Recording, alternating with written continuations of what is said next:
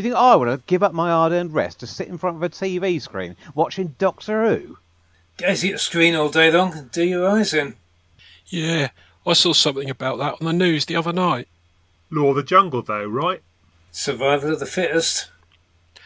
I mean, all these other podcasts are releasing episodes, aren't they? Where do you think we'd be if we didn't keep going? Down the plug hole. Down the plug hole without a paddle. What do you think the listeners prefer? What do you mean? Well, all these brands of podcast, what do you think our Whovian friends find particularly irresistible? If you believe the hosts, this one is the 4th best Doctor Who podcast out there. And this one comes from the 3 Who rule. Whereas this one encourages its listeners to keep punching. Presumably to help Phil Morris with his terrible wind problem. Yeah, I've heard about that. It's always blowing in the wrong direction. All I know is most fans seem to like the Missing Episodes podcast. Yeah, I hear the early episodes were particularly good. Getting ahead. It's the law of the jungle, isn't it? Listen to this. There are these 2 film collectors in a pub, right?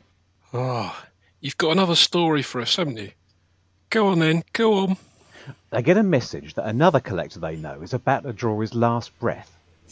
Ah, poor guy. One of them doesn't say anything. He just starts putting on his running shoes. And the other collector turns to him and says, "What are you doing? You can't run there fast enough to see him before he dies." First collector turns to him and says, "I don't have to outrun death." I don't get it. Oh. He doesn't have to outrun death, only his friend. That way he gets there first and helps himself to the pick of the spoils. Law of the jungle. Oh, yeah. Yeah, very clever. Yes, very clever, if you don't mind losing your friendship. I wish I'd just share them with everyone.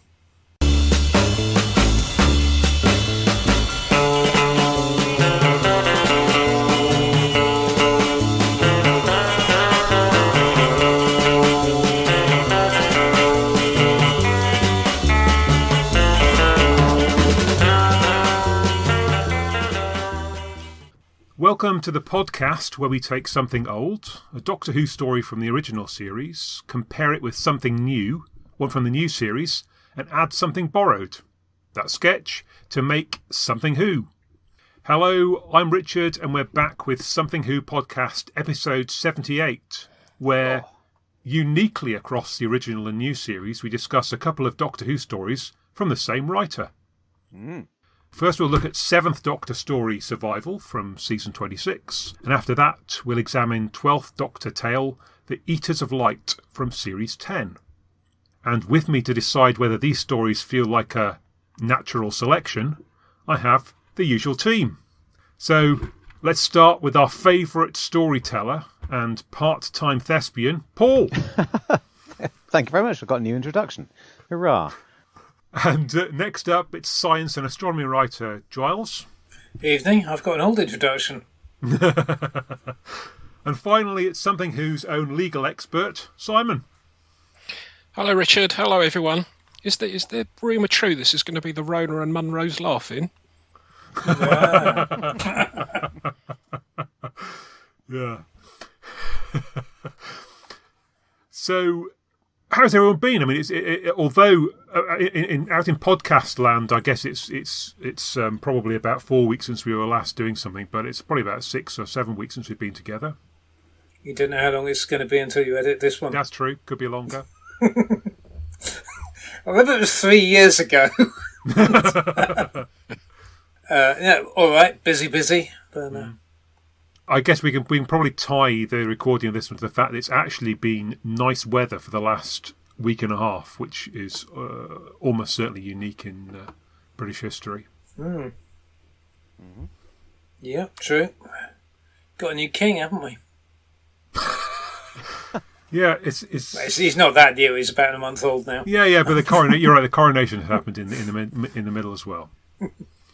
We should have done one about a sword, shouldn't we? That would have been very.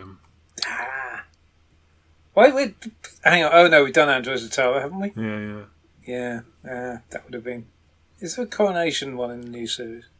Well, there's the thingamajig, isn't there? The Idiot's Lantern. We've already done that one as well. Yeah, true. That would have been a good old... If you can hang around long enough, I believe Big Finish will be releasing one of their acclaimed audio novels range, possibly later this year, maybe next year, which includes the coronation.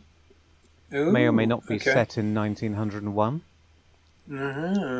It may or may not have everyone's favourite sidekicks present at that illustrious inauguration. I don't know, just a rumour I heard on the grapevine. We'll certainly keep our ears pricked for that one. Well, I'm a sucker for anything. Oh, do you know what? I probably shouldn't have said all that. No. Can you cut before I mentioned? Because that's probably going to get me into trouble. Sorry. Or you could just bleep. Leave all this in and bleep out the character names. Bleep the character. Beep and beep. Oh, I love beep and beep. They're my favourite characters from. Oh, beep.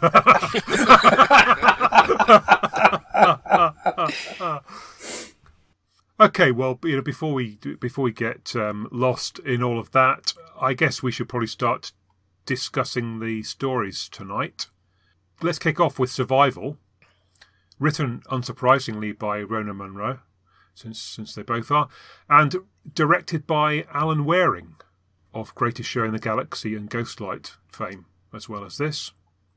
So I'm going to diverge, I guess, from my usual start to this, which is when I say that I haven't watched it since original broadcast, because I'm not entirely convinced I saw it all on original broadcast. I've got strong memories of episodes 1 and 3, and I have a feeling that I was relying on my parents to do the recording while I was away at university, and somewhere along the line, episode 2 may have gone down the drain, which is probably why it never made an awful lot of sense to me originally.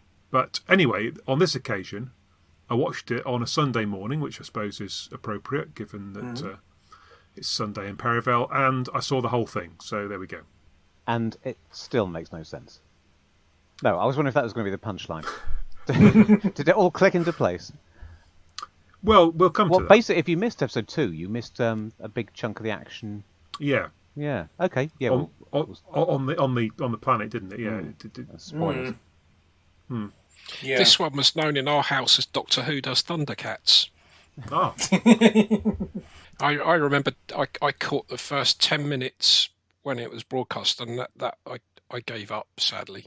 Oh. So, oh, good lord! What did you thought of the rest of season 26? I actually got my opinion complete. I actually got to meet Sylvester McCoy, and he was a lovely fellow. So I went back and watched it properly again, and it's far more enjoyable now, having met him. What you watched it before this podcast, or? I saw the first 10 minutes of episode 1 and I gave up because I thought it was shocking, and it's like therapy. I'd fallen out of love with Doctor Who at that point, but I'm trying to work out when you went Sylvester and then went back and watched it though.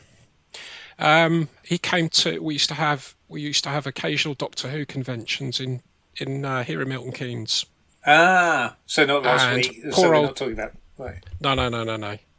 So I went back and watched it on. DVD a few years ago. Okay. Right. And then of course I did my research for this podcast and watched it again over the weekend, and it was far better than I thought it was going to be. I just couldn't watch it the first time around. I was like Richard. I was at university. The only way you could watch it was in a common room in front of lots of people.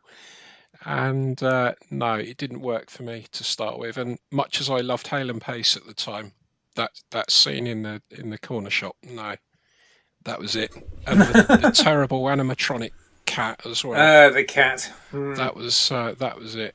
And I turned my back and I dipped in again, and the freaky red sky was good. The cheetah people I sort of got, but it just looked very, very.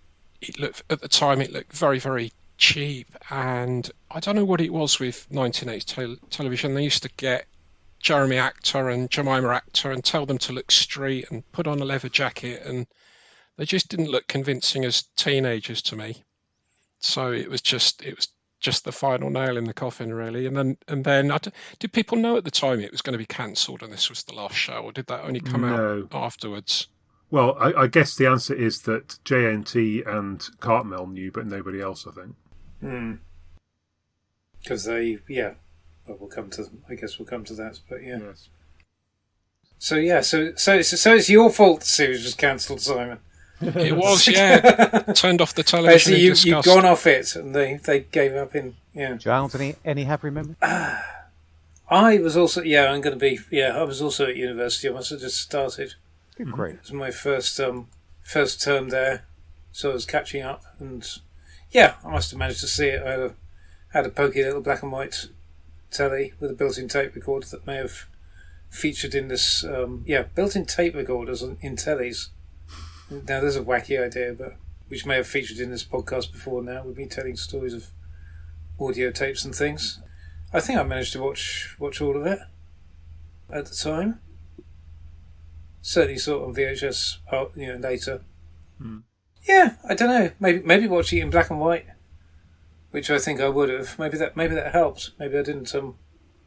Maybe I wasn't quite so. On a whatever the diameter of the screen, probably a 10-inch screen or something like that. Maybe that slightly was more forgiving of some of the visual aspects of it. But no, I've always been quite fond of it. But it's always been a bit of an also ran in season 26 for me compared to when it's got Ghostlight and Fenric.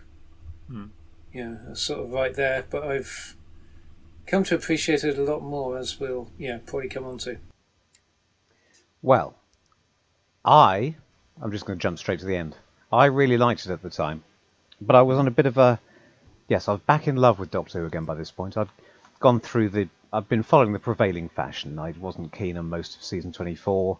I followed most of other self-important teenagers and thinking, oh, this is much better with season 25. And then I find much more to love about 24 now, as we've discussed. But yes, by 26, I really thought something special was going on. I was I was the editor of the Doctor Who Dover Group newsletter for a small group of felt like-minded idiots at school, and I was passing the news on to them, as we got it from official and unofficial sources. And when I heard that Alan Waring was back, I was so tedious. I was really into who was writing and who was directing and everything. And when I heard Alan Waring was back, I thought this is going to be fantastic, because I'm a big fan of his work on Greatest Show in the Galaxy. I thought he did a superb job on all three of his stories, and in very different ways. I mean, mastering both completely studio-bound story with Ghostlight and a completely location-centered one here with two completely different technologies. Lots of handheld camera here as against perfect use of the old-fashioned studio setup. I got a bit off the point. Season 26, fantastic. Every story has its own feel. They all feel like Cartmel Doctor Who, but they all have a very strong authorial voice. I didn't feel like this was a letdown after Curse of Fenric and Ghostlight. I thought it ended on a high. It's completely demented. But most of the things that other people don't like about it have never really bothered me for some reason. But we can get onto that. So here we are, whatever it is, 34 years later.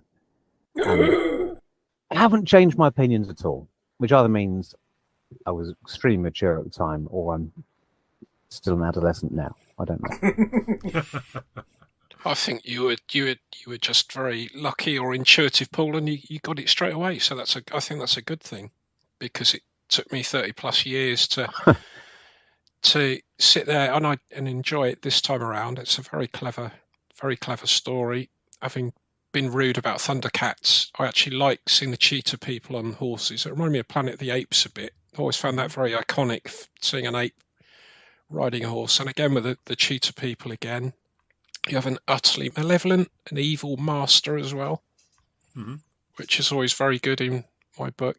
Having looked again at Sylvester McCoy and his portrayal of the Doctor, he's excellent in Series 26, and he's excellent throughout, I think.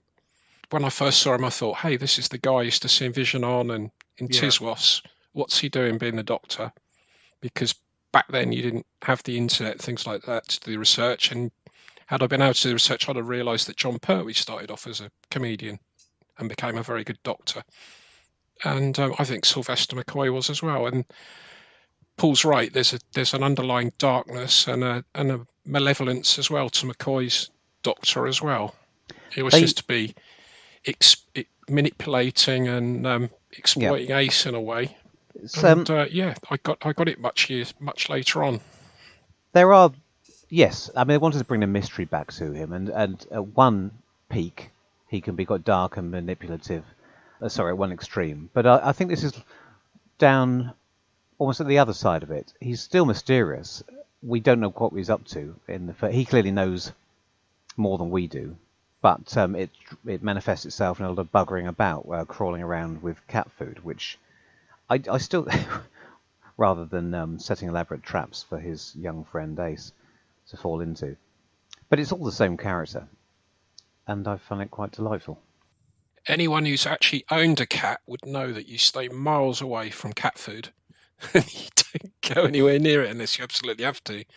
Something's just occurred to me with that, talking about that cat food scene, which completely passed me by, of course, but it's very similar to the moon base, where the doctor's going around and taking samples from people's shoes or whatever he's doing. Suddenly... Yeah, but I mean, that's the thread that runs through the character, isn't it? He does things his way and doesn't really care what people... So, it's not that he doesn't care what people think about him, but that is at its best. I think he is beyond that. He doesn't think about how he appears because he's just different. And without getting ahead of ourselves, I'm not as keen on the characterization of the Doctor in the second story we'll be looking at today. A lot of that unforced, eccentric charm and whimsy is absent in that era of the show. But we'll come on to that. I definitely saw some of what you were talking about earlier, Simon, in terms of the so-called kids or young adults seem quite... They're maybe not that young. I mean, the bloke who's washing his car looks about 30. Maybe that's slightly over the top. And a lot of Ace's friends look mid-20s at least. And actually, Sophie looks suddenly a lot older in this, but that actually works because I guess you're supposed to see her as awakening in this series, and particularly in this story. So yeah, I mean, if they had actually cast a lot of 17-year-olds to stand around Sophie to be with the best one in the world, it wouldn't have looked quite right, would it? Even though you're right, it is a typical BBC thing of the time. Yeah, and I feel like Sergeant Patterson is a bit of a Grange Hill kind of a character, with a bit of sort of Grange Hill type acting. But I mean, it doesn't detract too much from it. I can sort of see why, if you're only watching the first 10 minutes of it, there's enough of that kind of sort of thing in it that you could just think, it's just not cool enough. I'm off for a beer or something. But I think if you kind of get past that, then there's a lot to like about it. I'll tell you why I don't think any of that matters in this story, because it's not like it's failing in what it's setting out to achieve. It's not trying to be very realistic and gritty like Grange Hill. I mean, if we think or EastEnders or one of those things, there's this air of unreality that pervades the whole story from the beginning. In a good way. It can tell us things about the real world without slavishly attempting to reproduce the real world, I think. So there's a heightened nature to the characters and to the dialogue. And so for me, that always made it easier to forgive the fact that these aren't quite like any real young people. Look, that was always going to be a problem because for all her great qualities, Ace was a slightly peculiar character from the very beginning, wasn't she? Yes. She was unreal, and I imagine it's because, for all that Ian Briggs says, that the personality of Ace was based on real young people he knew. I'm sure that's right. The background he gives her completely undercuts that. I think gives a slight air of pantomime, which they then spend the next couple of years rapidly clawing back from. So yes, but when we finally see her in the real world, and we've seen her in various historical periods of the real world, but now we're back where she came from. So with all that we learned about her and all the work that they've done, and Sophie's done, the writers have done to make her a bit more three-dimensional. On the other hand, we have to believe that this is the world that the slightly unlikely teenager Dorothy Ace McShane came from. So I think everyone around her has to be similarly larger than life and archetypal. I feel like it's interesting. I'm not trying to make excuses for it. It sounds like I am, but I don't think it leads them. It does work as a very nice, accidental coda to the series. It feels like it's at some point I need to go back and watch Battlefield, because Battlefield really feels like the odd one out, because you've got did as Cartmel said, they wanted to do like not quite past, present, and future Ace, but like deal with her various traumas and all issues. Right. But it does feel like they obviously put her through the mill in certainly the preceding two stories, and then in this one, it's funny that they just at the moment when the character really has changed, and it's interesting that the performance. I love Sophie, but there is a certain OTT-ness about her performance in general as Ace. There is always that certain element of school kids TV about it, which continues up until we've still got that going on in Fenwick, with the infamous seduction scene and things like that, which just don't quite hit the mark. And this one, it just feels like, okay, they've changed her, but she's absolutely. I was just surprised by how grounded, and having not seen this for a good few years, I guess, I was just surprised to come back and see, to my mind, how grounded and realistic the character was, and that the way she was playing the lines was underplayed, and she had some nice witty comebacks to the classic one that do you have any normal friends, or whatever the line is. When she says to the doctor, people who aren't evil geniuses, or do you know any normal people? But it just feels like it's very nicely judged, and it's interesting that they did this, and it happened to end up being the end of the conclusion of the series, without any planning. But it does feel like it's a good conclusion coda to the story, and it's funny that they. Just at the point where they've changed the character and made her much more mature, is the point where they bring her back to supposedly the world that she came from. I know the whole series is completely out of order, but it was always going to be after, even if this wasn't last, it was after they've relieved her of her angst, right? So good question. What was the? Yeah, I feel like it was originally Curse of Fenric first and Ghostlight last, unless I'm just getting confused with the recording order. Maybe that's it was, the problem. No. Maybe it was always going to end with this, but it has to be. The only reason I wasn't sure, I would have thought that it was always ending with Survivor, except for the fact that when Patterson meets Ace and says, "Oh yeah, the police let you go with a warning," or whatever it is he says, I feel like that's supposed to come before Ghostlight, before we find out what it was she did, what illegal thing she did. I do think it was supposed to end with Ghostlight this series. Anyway, the point is. It's after Fenric. That's the important thing. So she's got all that out of the system, and now she can. And it works brilliantly at the end with her, because it's symbolically her mastering her problems by being had to go back home again. Back home, the mother she hates, and all that malarkey. Mother you hate. Yeah, and it's nice that they don't really bring any of that up, do they? According to Shannon Sullivan, it was always planned to be the last one to air. Okay. So, I was thinking, we keep dancing around here, but I'll say it now anyway. At the end, we all know that Mr. Cartmel wrote that nice little monologue for Spoons very late in the day when they knew it wasn't coming back. But it's nice. It's good luck that that shot carries on long enough to enable them to put it over. Were they just going to have half a minute of them wandering off to the horizon with no dialogue originally? Somebody tell me, I don't understand. Unless it's, I've seen fields of green or something like that, like Hitchhiker's Guide. I don't know. It's hard to know. Yeah, good question. Piece of serendipity up there with the end of Blackadder Goes Forth, in my opinion.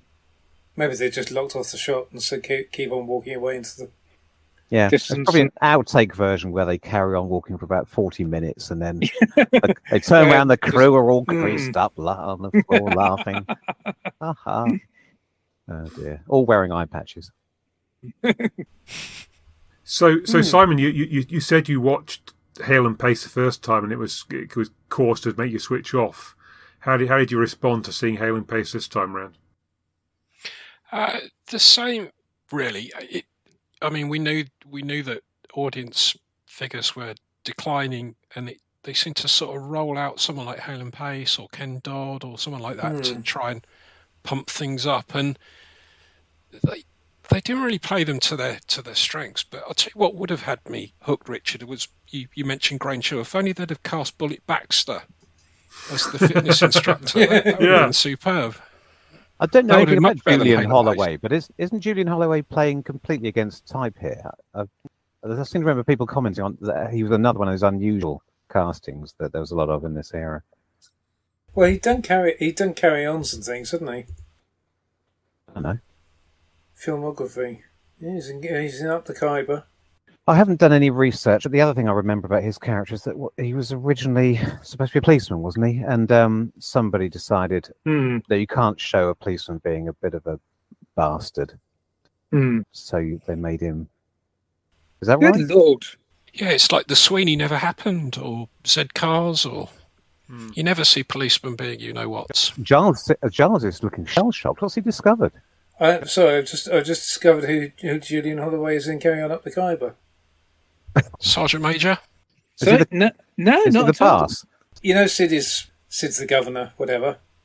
Yeah, the governor general. Always. Yeah, he's got the aide de camp, who's the one that invites all the young ladies in for tiffin. Yeah, right. You know that famous sequence when all of Randy Lowell's wives are coming to make amends for the fact that Randy Lowell's carried off Joan Sims. He's the aide de camp who has to defend Sid in that sequence. It looks completely very much against type. Put it that way. Hey, well, guess what I'm going to watch tomorrow night? Yeah, quite. Grange Hill. Yeah. I mean, the name Patterson sounds Scottish. I mean, I wonder whether Rona Munro's deliberately put a Scottish character in there, or whether it's just sort of accidental, or... Well, based on all her other work with which I'm intimately familiar, she just can't help herself. So, yeah, presumably. Or not. No, she only turns out when there's a Scottish doctor as well. Good point. Have you seen her James plays? Funnily enough, no. I haven't, unfortunately. Go on then. They're 3 historical plays, and if you ever get to see them all in one day, which is the only way to see them, I can hardly recommend it. You won't. That ship has sailed. I did go and see Little Eagles, which was about the cosmonauts, the first cosmonauts, a few years ago, and that was very good. So the Jameses were the ones before. Well, yeah, there was Kings of Scotland, but not of England.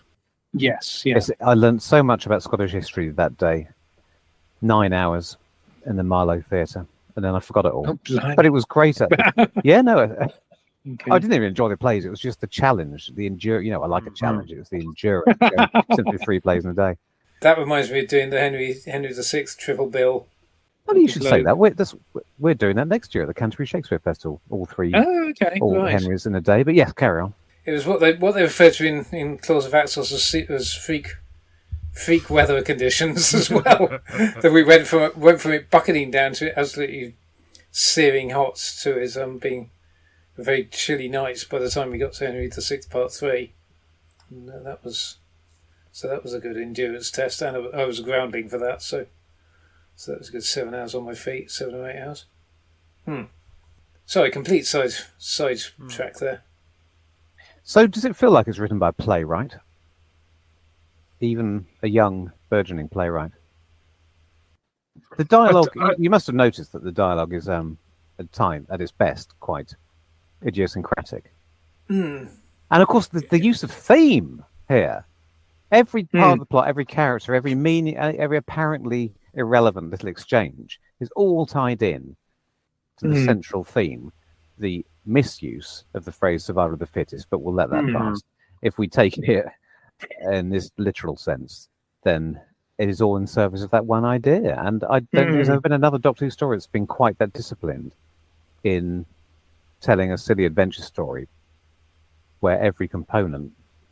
It's a very playwriting approach. I mean, from the stuff I've read about playwriting, they always say you just take one idea and come at it from all angles, so really. Everybody is, from Hale and Pace as the apparently irrelevant shopkeepers to the woman at the end going about cats. It's, what does she say? The owners want them, but can they keep them under control? Which sums up the whole story, gives Spoons the chance to say, we try. From soup to nuts, it's all... And it's quite appropriate that it is a, given that there's bits of Thatcherite allegory in there, aren't there? Like, it's how we go at that is, it's appropriate enough that it is a misinterpretation of survival of the fittest. Hartnell mandated that, didn't he? He'd only let people write for the programme if they promised to have a dig at Thatch. Mrs. Thatch. Oh, well, when Midge goes all Ben Elton for his... He's trying to shoot. Yeah. Comes into the club. Mrs. Thatch. I thought it was actually probably quite sparse in terms of dialogue. I mean, I haven't looked at it to see, word count compared to some of the other ones we've done. I think the middle of the episode is the one you missed originally. Yeah. There's quite a lot of action in that. Yeah. Really interesting. The valley scenes and stuff, yeah. Yeah, there's plenty of dialogue in episode 1, I guess. So you're right, yeah. Getting back to, Hale and Pace, it feels like, I'm just trying to think of it from the point of view of anyone who either has, a young fan coming to it not knowing who Hale and Pace were and not with any expectation, or, non-British Doctor Who fan. I mean, they had their moment, and I suppose they served as stunt casting at the time. But look back on now, they could just be any couple of their sort of minor key. Oh yeah, minor key Holmesian double act. I mean, it's not here's great a couple of acting, but they're small comedy parts. So why not give them to people who can get some value out of that? Yeah, it's not quite the same as, because with Ken Dodd, it feels like, and I love it. I love that bit of casting. But Ken Dodd comes on, and if you didn't know who Ken Dodd was, you would be demanding to know what the hell was all that about. Whereas with this, you kind of let it pass. If you didn't know who Hale and Pace were, I think you could quite happily just take that scene on face value. And it's not irrelevant, is it? Because it's a plot point where the plot is meandering in its eccentric way towards the meat of the story, no pun intended. And yet, even in a seemingly irrelevant scene, which they appear to be wasting even more time by telling a joke to each other, the joke is twisted round and made to serve the moral, which everybody we meet, strangely, seems to have an opinion on. The idea of ruthless, unfettered dog-eat-dog competition. Yes. It's only just occurred to me, but given what you're saying about playwriting, the entire denouement involves the lead actor screaming the entire purpose of the plot into the sky, and that's twice. Yeah, twice indeed. Yeah, just in case you didn't get it the first time, and then that's the that is. Yeah, the delivery may leave something to be desired, because what we always say about Sylvester when he has to shout. But on the other hand, thematically, actually making that the resolution of the entire plot, and that's the way you have the plot mechanic, that's what brings him back to the TARDIS and wraps everything up at the same time as I think that's quite neat actually. Yes, it's very well structured, and it makes sense as high concept science fiction. As well. Yeah, now apparently I didn't quite get, obviously I watched with the closed captions with the production notes on.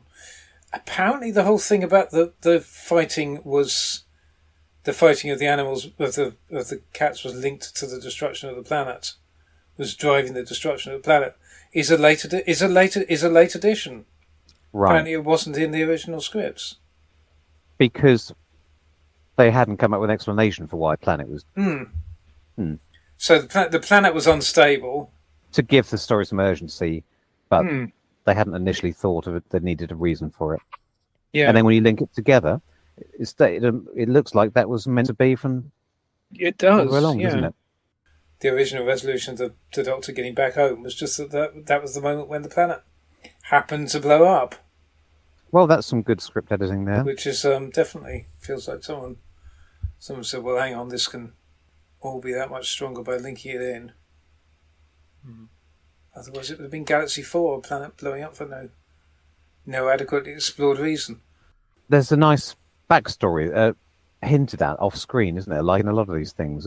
Some of the stories in this era works better than others, but the ruins reminded me a bit of Greatest Show in the Galaxy, but it actually just hints at the hint of this civilization that created these strange psychic cats, and then their own creation got the better of them. It's really all you need. Sketch explains away, justifies why we're watching what we are. 75 minutes, but in a way that gets you thinking. I'd forgotten about that element of it completely, I have to say. There's no attempt to explain how the fighting could cause the destruction of the planet, but I suppose you just have to accept that. I suppose it's supposed to be, well, not literally metaphorical. Yeah. In the stories, it's actually supposed to be real. But I suppose that's the metaphor, isn't it? If we, as John said, if we fight like animals, we die like animals. You take that to extremes, it destroys your planet. Yeah, and turns you into cheeses. Giles, do you want to say anything about Hale and Pace in the background, just for younger listeners? Because you did a nice chat about them, and maybe you could just. Oh, I don't know. Well, I can't remember who.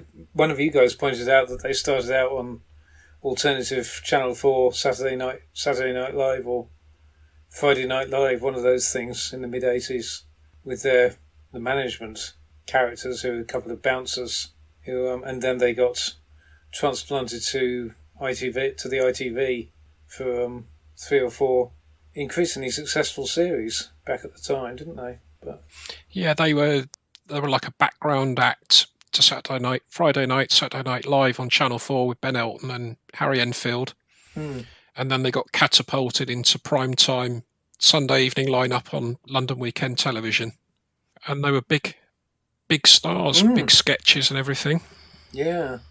So they joined that roster of comedians who all appeared in the Sylvester McCoy years. Richard Bryars, Ken Dodd, and themselves. There are probably some others as well I've forgotten about. I was just looking at this. It says that they parted ways after they moved from ITV to BBC in 1999. So once, not only did the BBC do for Doctor Who, they also did for Hale and Pace, apparently. Not another example of that. Everybody, I mean, everybody who was remotely had any sort of anarchic sensibility on ITV moved to the BBC and was ruined. And by that I mean Kenny Everett, Roland Ratt, and now apparently even Hale and Pace, who are not that anarchic. And ironically, it worked the same way in reverse, didn't it, as well? Morecambe and Wise. Yeah. Okay. This is true. I shouldn't be. Yeah. It's a complicated. Let's do a podcast on that one day. Yes, yeah. Some acts are inherently BBC, and some are, Bruce's Big Night stuff. Some acts are inherently BBC, and some are inherently Philip Schofield. Yeah. He should have stuck to the little fairy gophers, shouldn't he? But apparently, Hale and Pace are in 3 episodes of The Young Ones. All right. So, Yeah. I remember them at the funeral. So I can't. Do you? Okay. I think they're in the same scene where Olive Hawthorne from the Demons says, "Do you dig graves?" And I can't remember who it is. He gets the reply. They're all right, I suppose. Oh God, I'm easily pleased. That's my whole Tuesday night TV entertainment lined up now. Young Ones as well. The other thing that made me smile about this first episode is that all Ace's friends have disappeared apart from Ange. I mean, I don't know if for the rest of you, but when you go back to a reunion sort of thing, it's invariably somebody like Ange who's still around. You know, they're sort of a bit kind of dull and not necessarily the person that you really wanted to meet. But I mean, you know, you don't mind. I mean, I guess you'd be prepared to chat with Ange for a few minutes. But yeah, I feel like all the characters have disappeared, and then she's just there. Yeah, I reckon she was always on the outside of that group anyway.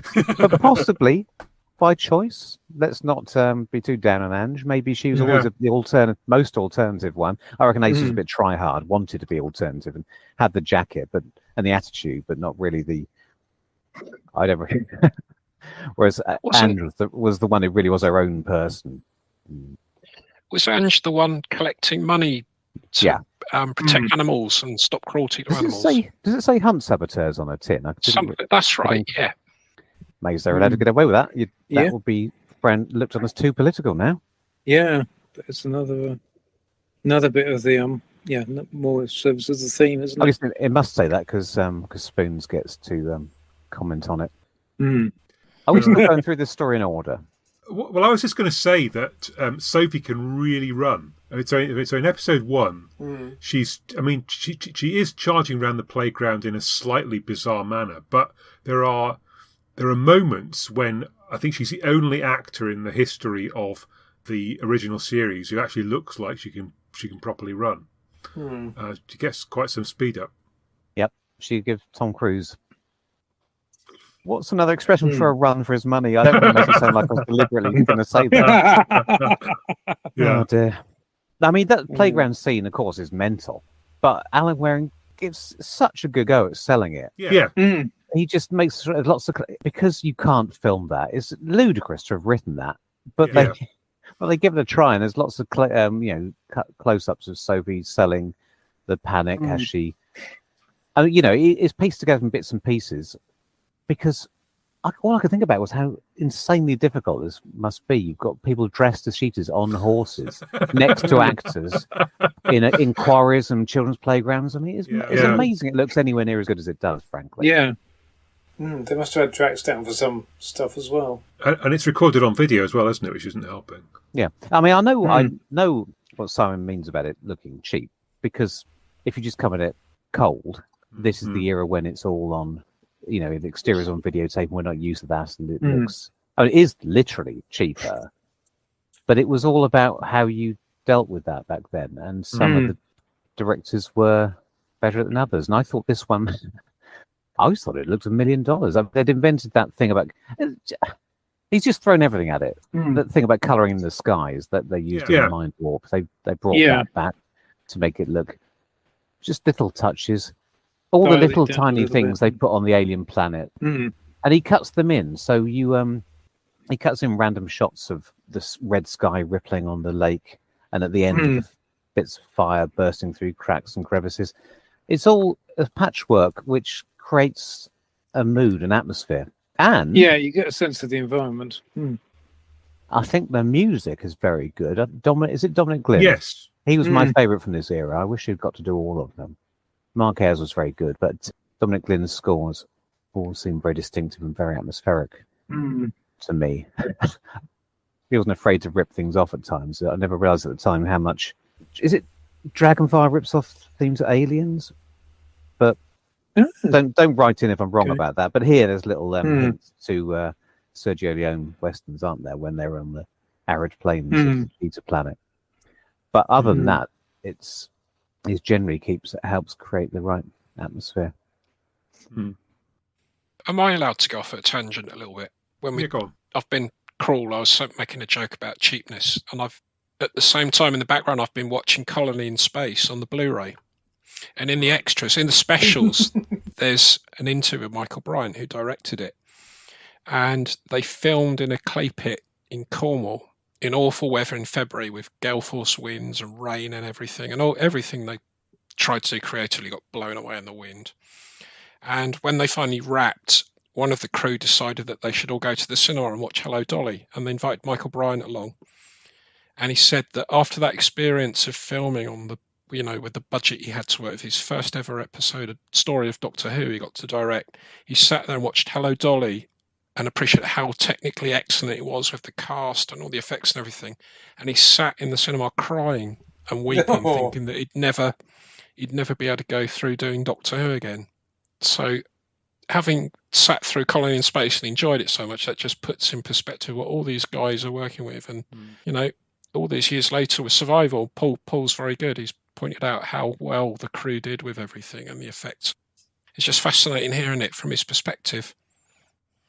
When I say it's about the camera work, I think part of the issue is we think of videotape as a live medium where you're cutting between cameras, recording what you've got going on, and film is your chance to be cinematic and get your raw materials and cut it together. And in this era of Doctor Who, it really relies on directors treating their location filming with shooting with video cameras as if it's film and getting and putting it together in the editing room. And I just think he was the best at that. Some of the there's various shots quite early on in Greatest Show in the Galaxy. I knew we were dealing with somebody who had the head screwed on, who wasn't Chris Clough, because there's lots of interesting things with focus and I don't know if he technically is using different lenses. I've no idea if that's even a thing on video cameras, but you feel like you're dealing with somebody who's actually using the technology rather than just turning up and doing it on there, with one camera just pointing it and getting the actors to do all the work. I think there's a bit of serendipity there that because the week they were filming The Quarry was blistering hot apparently, and I think that kind of bleached out her. And as much as by all accounts the actors and especially the cheetah people really, really suffered in their costumes. But I think the fact it gives that bleached out hot feel to everything, and then they add the video over the top of it. It does give you, it does help sell the whole environment. It's given them lots of anecdotes, the actors, ever since. I mean, mostly what they all talk about is how much fun they had. It seems like every summer they went off recording and in the extreme heat. And even if whether they were down at Lulworth Cove or in a quarry, they were just basking around, enjoying themselves. And Sylvester's favourite anecdote is about the one actor playing a cheetah person who couldn't hack the costume. And have you heard him tell it? It gets slightly more outrageous every time he tells it. But the ultimate version is that this woman couldn't stand it any longer, ripped off her costume and ran off naked over the hills and was never seen again. I've no idea if there's any truth in that whatsoever, but he enjoys telling it. Shades of throwback to An Unearthly Child and the woman who couldn't bear to wear the skins. So, are we going to talk about the cheetah in the room? Yeah. The costumes. Now, again, actors like to complain almost as much as fans. It depends. When an actor's proud of their work, then they like to tell us that the fans are ungrateful and don't appreciate it. But when there's something they're not happy about, they can moan with the best of them. And they will, lovely Lisa will tell us all day about how awful the cheetah costumes are and how everybody hated them and how they... Does Rona Munro join in? I think she... Yes. Yeah. Yes. There's a quote here. I'll give you the quote and then you can come back. So Rona Munro says, "They should just have had cheetah eyes and a very faint pigmentation round of cheetah spots and big canine teeth." Right. And in fact, I think the actors that were cast, from what I was told, were doing all this wonderful expressive facial work, and then these Puss in Boots things were dropped on them. Well, there's two sides to that. Yeah. It may well have been... It probably would have been better if they'd done what she said. Did she put that in the script? It's entirely possible she did, because people were always... I think... Probably in the old days, in the 60s and 70s, writers probably did not put much thought into how they would realise their creations. Just wrote something unachievable in the script, took the money, fly like a thief, and don't really care. Mentioning no names whatsoever. Don't have any opinion on whether it looked any good or not afterwards. That's me writing off all of those wonderfully talented writers from 2 decades of the programme. Well, at this point, they're probably thinking about it. Certainly in this era, I know they're thinking about it, and they're thinking very visually, and they're probably filling their scripts with detailed descriptions and maybe even suggestions of how they should be done. So if she wanted, I was going to say humanoid, almost human-looking people with hints of cat, then it's rather silly of the production team not to go with that. And I suppose it's very possible they did do that because somebody along one or more people in the pipeline might have said, "Oh, that's not going to be monstrous enough. That's not going to scare the kids. That's not very Doctor Who-y. Let's make them look like proper aliens." On the other hand, having gone down this route and made them look more like real cheaters, I don't think they're appalling. It's Doctor Who. Yeah. I think they're being a bit over the top because they're disappointment, and they're very close to it, and very disappointed that we didn't get, the writer's disappointed we didn't get what she had in mind. The actors are not are still bitter about what they had to be made to look silly and uncomfortable in these costumes. But what's on screen, I don't. In the context of 26 years of Doctor Who, I don't think it's that bad. No, I don't. I've always found it pretty good, quite iconic even. In its way, to use that awful word, iconic. All that's really changed between this and the cat people in the new series is the technology's improved. You can do it more subtly. It's not as big and heavy and clunky and thick. You can do it with prosthetics now, whereas back then I guess it had to be full masks. It gets the idea across. I don't know. I mean, I feel like the cheetah people are kind of more convincing than the cat people. I don't know why, but I mean, it's it's not that the cat people in New Who don't look like cats. It's just like, why would they? Sort of, I don't know. I mean, just too much like domestic cats, I suppose. There's that bizarre bit at the end, though, isn't there, when the cheetah person turns into Lisa Bauman? Do we understand why that happens? Is that a vestige of the fact that they were supposed to look human, and maybe it was just supposed to be her eyes turning normal and the canines disappearing? Would it have been the reverse of what happens to Ace and Midge and yes, Master? It could be. And that's the thing, you can't work out whether it's unless I miss something in the dialogue when they have the bit in the the ruins. But that's the thing. I mean, you get the impression that's something generational that they're talking about. That they've. I'm not sure if it's ever explicitly stated that the people of the planet have turned into cheetah people, but if so, you get the impression it's happened over many generations. So it's a bit odd. It completely threw me. I'd completely forgotten that. Oh, she turns human for for a death scene. The idea would have to be that there were humanoid people on this planet who created, I was going to say psychedelic. What's the word? Who created these cats that could do their bidding. They become animalistic and somehow merge with the cats. That's the only. I mean, it doesn't really matter that this isn't all tied up with a nice neat bow. It's the only explanation for why. I mean, it is hinted at that the black cat that's wandering about in Perivale, turns into a cheetah person on a horse? Does it? Or is it separate? That's the camera work seems to imply that it does. Or maybe no, it's I think the Kitlings are a bit like like the pilot fish. Pilot fish. Yeah, I think they sort of act as that makes more sense. Scouts and scavengers, because then you've got black cats on the cheetah planet as well, and a couple of things. 34 years later, I get that bit now. But I mean, we're talking about clunky and so on. I think sadly the Kitling is a far worse offender than the. I'm not even not bothered about that. Than the cheetah costumes.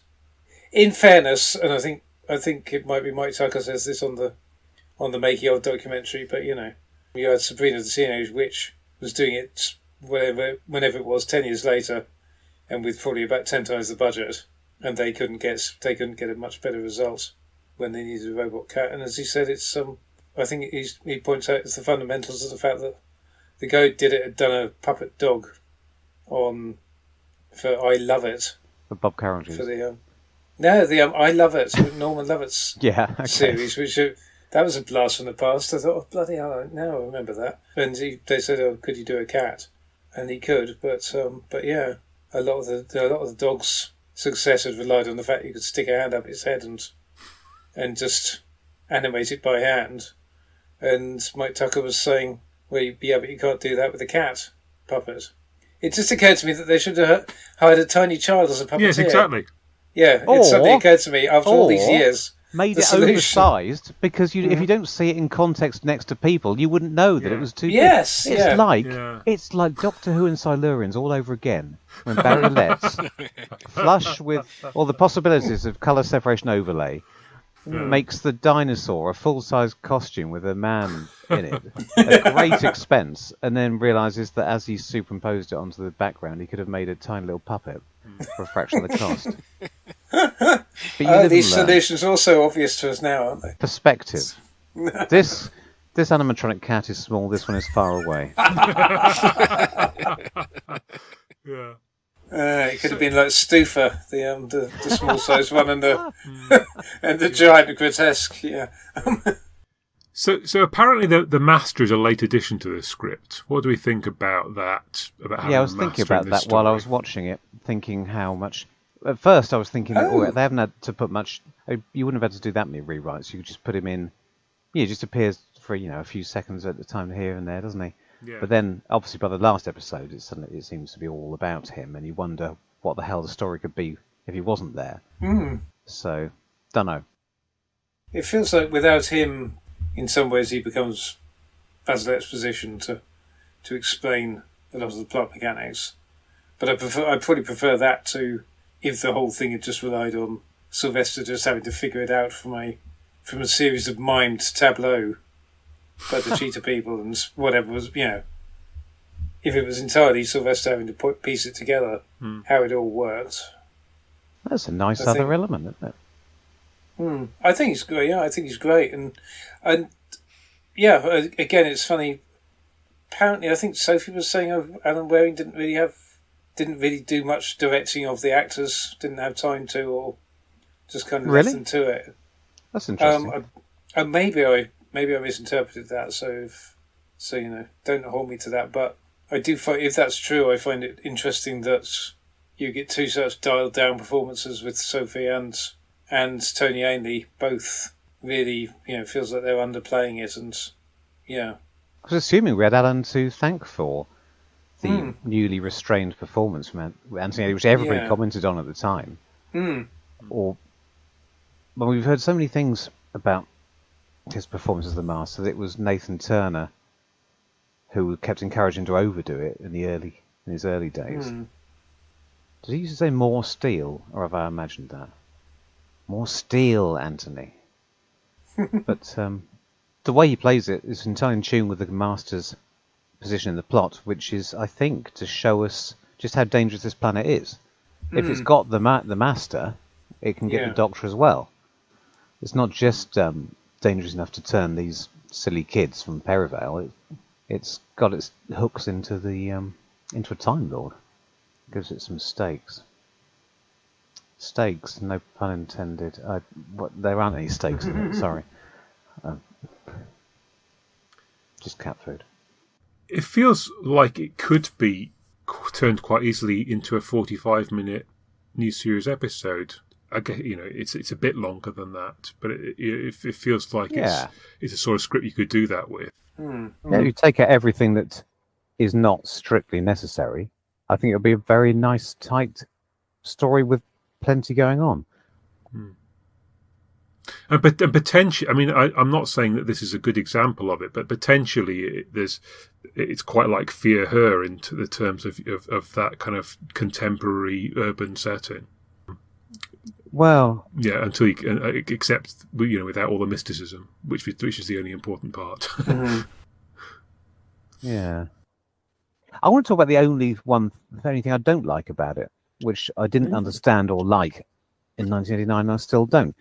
I don't particularly understand why the Master and Midge's plan to deal with the Doctor is to have a motorbike off, which is that even a thing? And I don't understand why the Doctor goes along with it, and I fundamentally don't understand what anybody in that scene is thinking is going to happen. It's so oddly directed. It's so bizarre. It feels a bit like the literal cliffhanger from Dragonfire, like there's been a misunderstanding somewhere.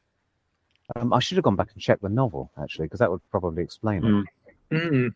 Because is the Master going to get Midge to crash into the Doctor on a motorbike and kill him? Okay, fine. I can buy that, I suppose. It's not really a thing, is it? I was annoyed enough. No, it isn't. It's not a thing. It's not a thing people do. Is it a joust? They haven't got lances. Yeah. At the time, I was annoyed by the technicalities of it it's filmed very badly. It probably should have been in close up or something. Oh no, you'd have seen it's Eddie. You'd have seen it's Eddie Kidd then on the motorbike.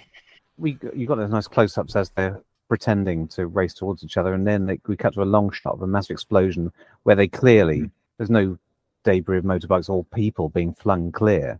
No. And when the Doctor appears seemingly half a mile away on a random mattress, it's just surreal in all the wrong ways. Terrible flight tipping so problem. yeah. So it's not executed well, but I fundamentally don't understand anything about it. And it also doesn't really feel very Doctor Who-y. It doesn't feel the ultimate resolution to the problem of how to escape the cheetah planet, how to deal with the master, all that's resolved very nicely and tightly. Whereas this is just a bit random, the sort of thing I suppose would imagine a writer who doesn't really understand Doctor Who throwing in there. The sort of writer who thinks that Doctor Who's a program where anything can happen. It doesn't really matter. We've had one or two examples of that over the last couple of years, but Rona Munro doesn't seem like that sort of writer. So I don't know what she was thinking. I should have checked. Giles does the research for me though, and did she... no, sadly not stretching as far as the No. novel. I was just. Oh no, it's I was not just just looking me. at the Is it? transcript and trying to. Sorry. I'm not mad, am I? Did we not all No, think what's going on now? Yeah. And the master just says, "You're my hunting dog, the teeth of my trap, the teeth to destroy," which doesn't really. And they go to the bother of getting two bikes. Is it another metaphor for survival? Yeah, but the point in the plot, the what's happening here is that the Doctor is that the Master has, as Giles just said, got this boy on a leash, and he's going to use him to deal with the Doctor, and the Doctor has to fight this battle himself. He can't risk Ace or anyone else getting hurt, so he's going to battle. Fine, but it's just where the motorbikes fit in. It's almost like there was something else written here that they couldn't film, and decided that last minute to change it for motorbikes, or somebody said, "Why?"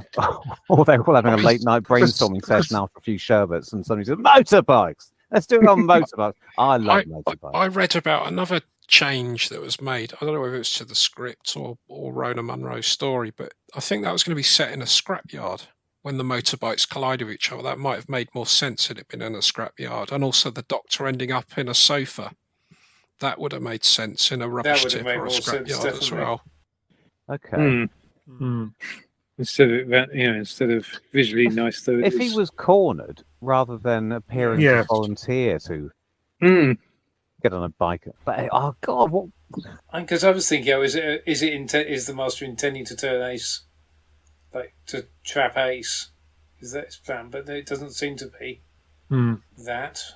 I can't quite work out what he's up to. It's not a very Doctorish thing to do, but essentially, all that aside, he just kills Midge by crashing into on a motorbike. Yeah. So, are we not bothered by that? Sylvester and all the writers were very keen in his era that Doctor doesn't kill people gratuitously. In the original version, the Master killed Midge directly, so Midge survived the motorbike, and the Master stabs him. Yeah, well, and then that just got turned into Midge dying. Well, that would have been better, but then it would have made the whole motorbike thing completely pointless. I mean, if we carry on this topic much longer, I'm going to talk myself out of liking survival. I'll just overlook that bit. I turn my brain off for those 3 or 4 minutes. Yeah. I mean, it's not a great spell, that, because you also get the terrible child actor just before that as well. But who went on to greater things? Catman. Yeah. You got funny eyes now. She went on to a decent career, though. Yeah, well, Emmerdale Farm, wasn't it? Well, Emmerdale Farm and stuff. Yeah. As incidentally did Alan Waring. Poor Alan Waring. He could have been more than soap operas. He spent the next 10 years on Coronation Street. So what about Patterson then? He sort of dies because he won't accept that anything's changed or whatever. He's sucked into his own story, and he won't change his mind. Yes, it's a largely fitting. So he isn't the fittest, so he doesn't survive. No, exactly. Yeah. Okay. His own rules, his own maxim for life is turned back against him, as indeed his midges. I mean, they all, and the master, everybody in his hierarchy of evil gets their comeuppance, and then the Doctor is the only one to break the chain by refusing to fight. Yeah. Note. So what happens to the master? Does he stay behind? So you survived. Yeah, well, You indeed. survived the cheetah planet. Oh dear, Doctor. You got to know by now I'm indestructible, etc. Yeah. Strange continuity from here into the TV movie. I mean, Yes. did we all think that when we at the beginning of the TV movie, always got the cat eyes still? Yes, that's Yes. true. And is that deliberate? I mean, that's the first thing I thought 7 years That later. was- What a yeah. strange thing to pick up on. You didn't. He's turned into a snake, but he's got the cat eyes. Well, I can't claim to have spotted this myself, but I think whoever did the production notes points out that the master's jacket includes a rather natty snake belt buckle Oh, on right. it, which potentially ties into the whole Master Morphant's weird snaky thing. Okay. In retrospect, in Fanon. But yeah, no, I certainly thought that at the time that it was. And then with Ace, she has this sort of this awakening with Kara. She has this, and she sort of discovers the animal side to her nature, but then she still responds to the Doctor or comes back to the Doctor in the end. So, but I guess we're saying that she's doing that's her own choice to come back, rather than having to be sort of being there slavishly or something like that. Is that what that's about? Yeah. Simon, what else have you got to tell us about this one? That's another. I was talking about falling out of love with Doctor Who. Did at that time, Paul? You were a fan of that era. Did you actually like the theme tune, the rejig theme tune, and what they did with the credits and everything? Not particularly, no. I didn't like Kevin McCulloch. It's completely wrong for the programme. The title sequence is not right because it moves around too much. Doctor Who's title sequence should just go forward. They should have a momentum. They should just keep coming at you. They should be like the Tomorrow People. Just keep coming and coming and coming. It shouldn't be spinning around. So, yes, it was wrong. What did I you don't make care of whether it? the Doctor Simon? winks or not. Yeah. That's the least of its problems. Just looking back, I don't know if you remember people used to get Bontempi organs for Christmas.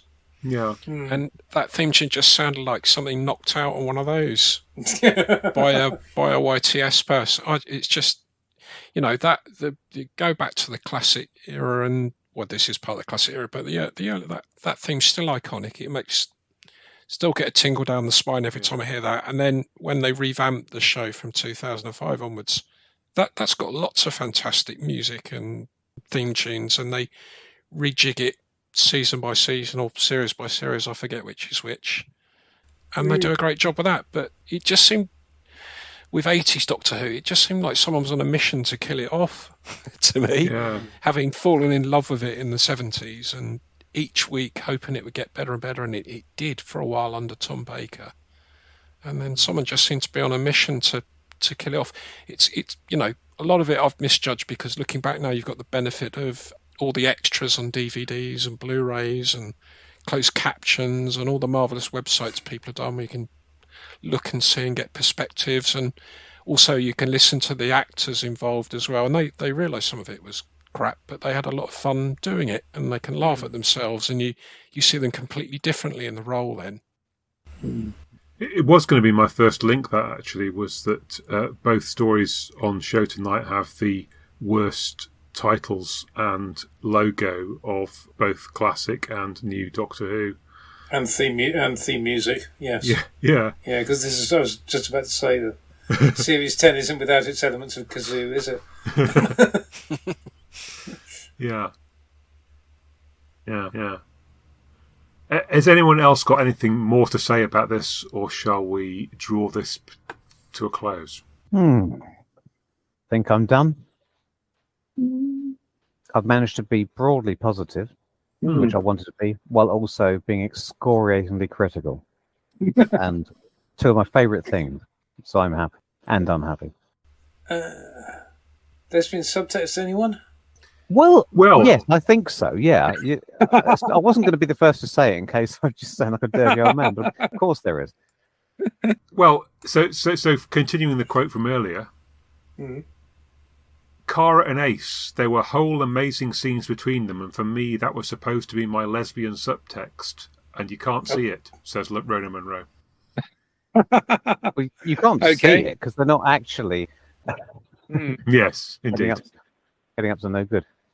When you were going on about her awakening earlier, Giles, I was fighting the urge to say a sexual awakening.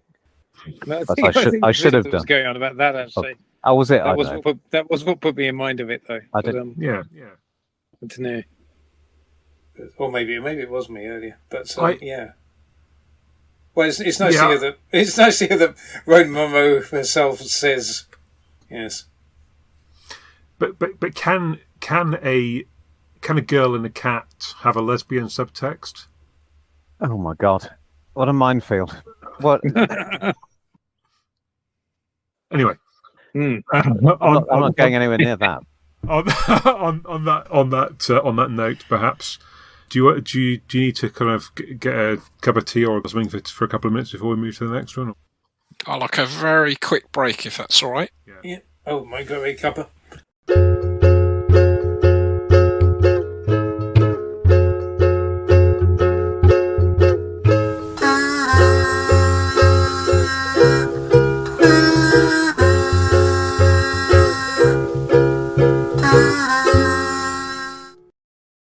This here sketch, which I'll have it on record. There's no mention of Doctor in it this time.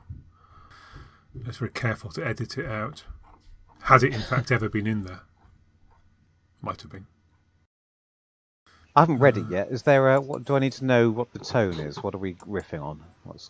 This is Hale and Pace. Thank you. Does anyone have to do a Hale and Pace impression? Yeah, so this is basically the Hale and Pace scene, but with.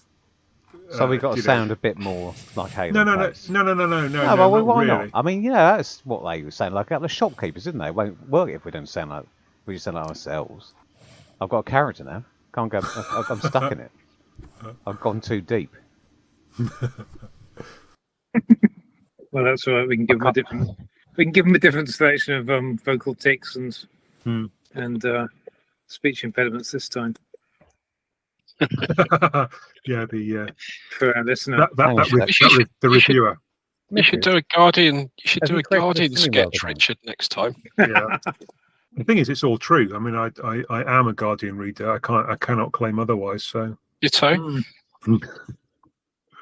Yeah. You're marvellous, darling. Oh, thank you. Thank you. What episode are we on? 78. I remember the days when it was only episode 1 and 2. 70 bleeding Right, 8. set that recording again. Do you want to do another clap or? Well, why not? Shall I delete the Okay. last 6 minutes? To No. Okay. No, Just keep going. just let Richard if he needs to Let's pretend it sync happened. up with the second one. Yeah. So 3, 2, 1. Oh dear. Easy wizzy, let's If get I'd busy. known it was that easy to get rid of him, I'd have been clapping more often. Oh dear. Okay. What's the secret of good comedy? Timing. Do you want it in Fair enough. MP3? Yeah, It's set to FLAC at the moment because the other podcast I do, the bloke always asks for FLAC. Yeah, It gives me a lot. Gives me some FLAC if I don't provide it. I don't need any of your flack, mate. No. What's this podcast called? Something who 78, did you say? 78, yeah. Outrageous.